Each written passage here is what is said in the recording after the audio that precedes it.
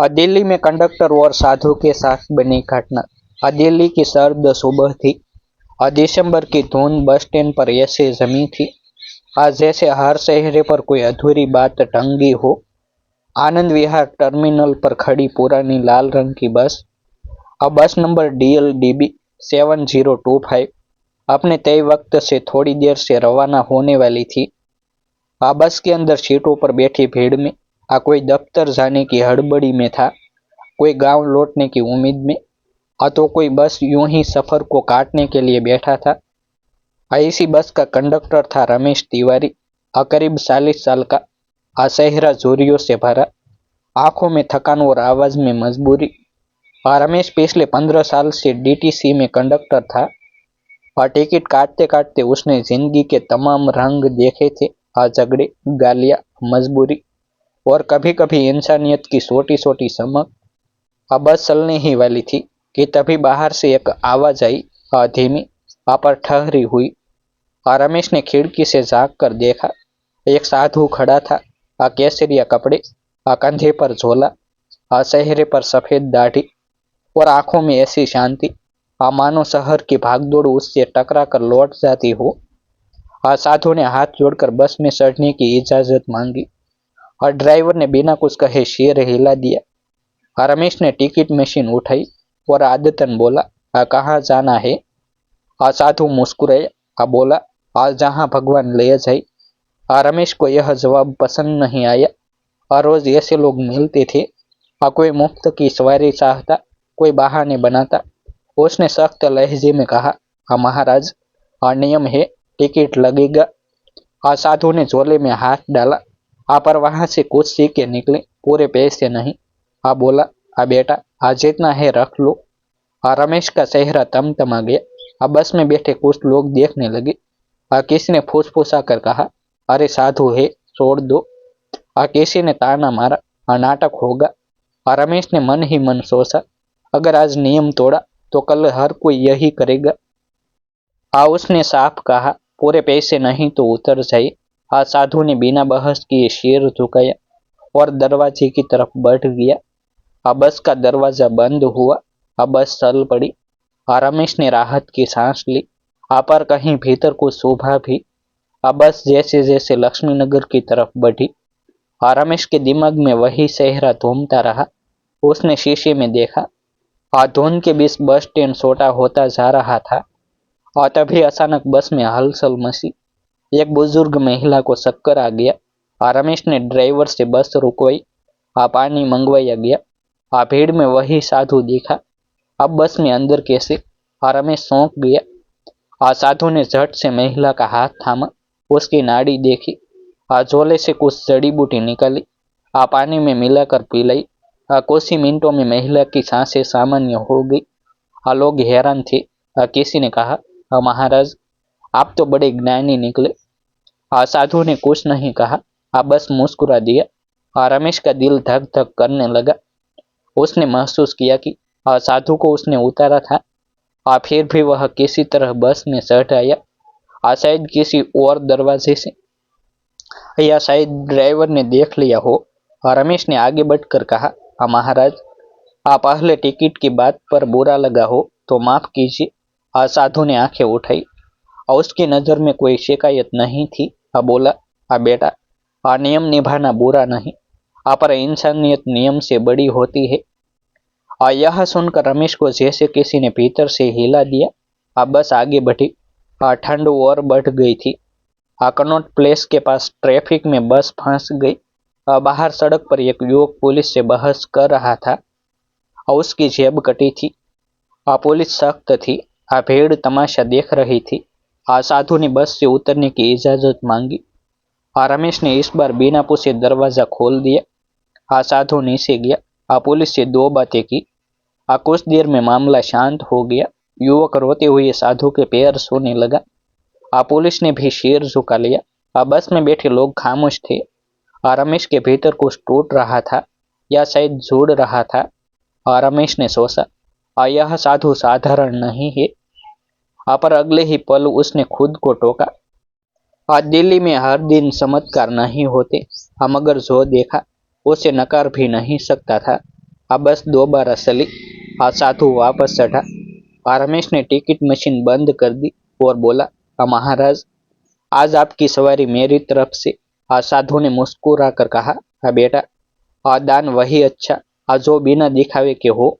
रमेश का गला भर आया। बस अब कश्मीरी गेट की तरफ थी।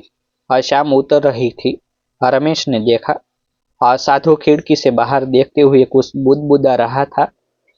अचानक उसने रमेश को बुलाया। बोला, बेटा, अगला स्टॉप मेरे लिए आखिरी है। रमेश ने पूछा, महाराज, आप कहाँ उतरेंगे? साधु बोला, जहाँ से सीख लेकर आया था वही लौटूंगा। रमेश कुछ समझ नहीं पाया। बस रुकी। साधु उतर गया। रमेश ने पीछे मुड़कर देखा। भीड़ में वह केसरिया रंग जैसे धुंध में धुल गया हो। बस आगे बढ़ गई। रमेश की आंखों के सामने दिन भर की तस्वीरें घूमती रही। नियम, मजबूरी, इंसानियत। उसने टिकट मशीन फिर से चालू की, पर मन कहीं और था। आज पहली बार उसे लगा कि कंडक्टर होना सिर्फ टिकट काटना नहीं, इंसानों को जोड़ना भी है। दिल्ली की सड़कों पर दौड़ती इस बस ने उसे एक ऐसा सबक दिया था जो शायद जिंदगी भर याद रहने वाला था। कश्मीरी गेट से आगे बस जैसे ही पुरानी दिल्ली की तंग सड़कों में दाखिल हुई, रमेश तिवारी का मन बेचैन होने लगा। साधु के उतरने के बाद भी उसका चेहरा रमेश की आंखों से हट नहीं रहा था। टिकट मशीन की टिक टिक अब उसे बोझ लगने लगी थी। हर मुसाफिर का चेहरा उसे एक सवाल की तरह ढूंढता महसूस हो रहा था। क्या नियम ही सब कुछ है, या इंसान उससे बड़ा भी कुछ होता है? बस में चढ़ते उतरते लोगों की आवाज़ें, सिक्कों की खनक और ड्राइवर का हॉर्न, सब कुछ होते हुए भी रमेश कहीं और था। पहली बार उसे लगा कि वह रोज जिन रास्तों से गुजरता है उनमें भी कोई अनदेखी कहानी छिपी हो सकती है। बस जब चांदनी चौक के पास पहुंची, तभी एक नौजवान लड़का चढ़ा। फटे कपड़े, आंखों में डर और हाथ में छोटा सा थैला। उसने कांपती आवाज में रमेश से कहा कि उसके पास पूरे पैसे नहीं है, पर उसे अस्पताल जाना है। रमेश का हाथ टिकट मशीन पर गया, लेकिन रुक गया।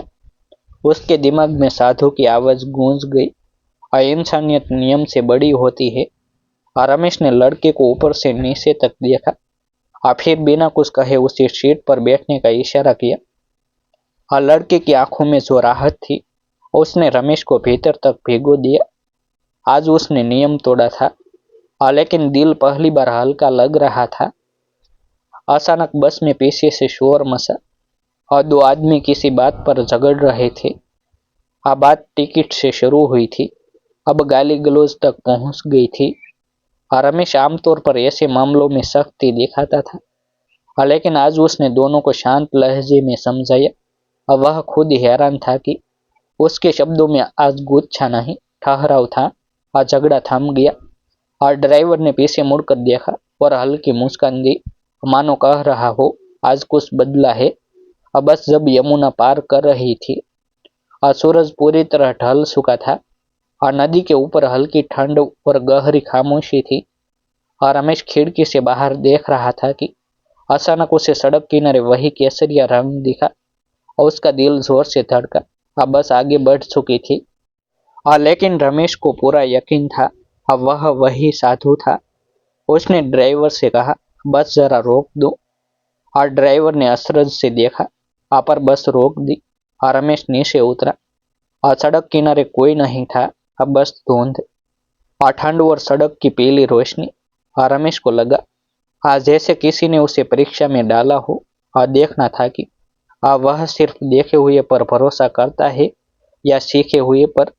वह भारी कदमों से वापस बस में चढ़ा। मन में अजीब सी शांति थी। उसे एहसास हुआ कि साधु शायद इंसान से ज्यादा एक सेठ था, जो आया, काम कर गया और चला गया। बस अपने आखिरी स्टॉप की तरफ बढ़ रही थी। रमेश ने दिन भर की कमाई गिनी। आज पैसे थोड़े कम थे, लेकिन दिल कहीं ज्यादा भरा हुआ था। डिपो पहुंचकर रमेश ने बस खड़ी की, कागजी काम निपटाया और बाहर निकलने ही वाला था कि चौकीदार ने उसे आवाज दी, हाँ भैया, कोई आपके लिए कुछ छोड़ गया है। रमेश ने पलट कर देखा। एक छोटा सा कपड़े का थैला था। उसने खोल कर देखा। अंदर वही जड़ी बूटी की खुशबू और एक छोटा सा कागज। कागज पर लिखा था, और नियम जरूरी है, पर करुणा के बिना वे बोझ बन जाते हैं। जो इंसान को देखे वही सच्चा कंडक्टर है। रमेश की आंखें नम हो गई। उसने चारों तरफ देखा, पर साधु कहीं नहीं था। उस रात रमेश देर तक सो नहीं सका। उसे लगा जैसे दिल्ली की सारी सड़कों ने आज उसे कुछ नया सिखाया हो। अगले दिन जब वह फिर बस में चढ़ा, तो वही पुराना कंडक्टर था, पर भीतर से बदला हुआ। अब वह हर मुसाफिर में सिर्फ टिकट नहीं, एक कहानी देखने लगा। कभी किसी को सख्ती से समझाता, तो कभी किसी को चुपचाप सहारा दे देता। लोग कहते, आजकल यह कंडक्टर कुछ अलग सा है।